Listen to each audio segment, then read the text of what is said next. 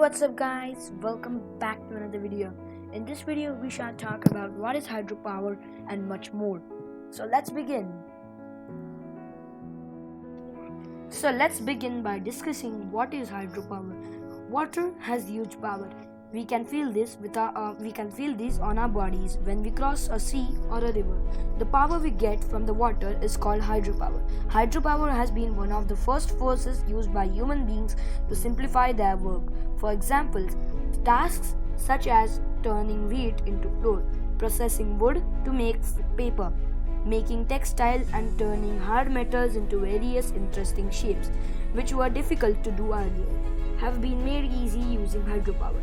Dams are made by erecting huge walls in water to generate electricity. Even today, there are ferries and boats without engines that use the force of flowing water. Even tides in the oceans can be used to produce energy. Now we are going to see the different ways in which we can obtain energy from water. So the first way is from a water mill. Now let's see how does a water mill work. A water mill uses a large wooden or metal wheel to generate power. It consists of many small blades over which the flowing water of stream runs. This wheel is called the water wheel. The flowing water rotates the wheel. The rotational movement produces electricity when connected to a generator. Although mills were used to generate the hydropower in earlier times in all countries, people in the underdeveloped countries use them even today. Electricity produced in such a manner is pollution-free and does not harm our environment. And the last thing of this video is that how does a ferry work without an engine?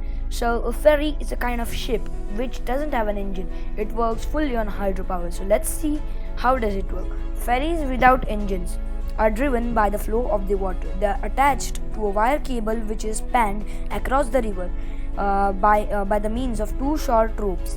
When the ferryman shortens one of the two ropes with the help of a device called winch, the ferry is tilted at an angle to the current, and the force of the current propels the ferry across the river. So interesting. So this also saves the fuel and also saves the electricity to be used over there. So these were the few methods of generating electricity through water. I hope you liked it. If you liked the video, then subscribe the channel, hit the like button and share this video for further updates. Thank you.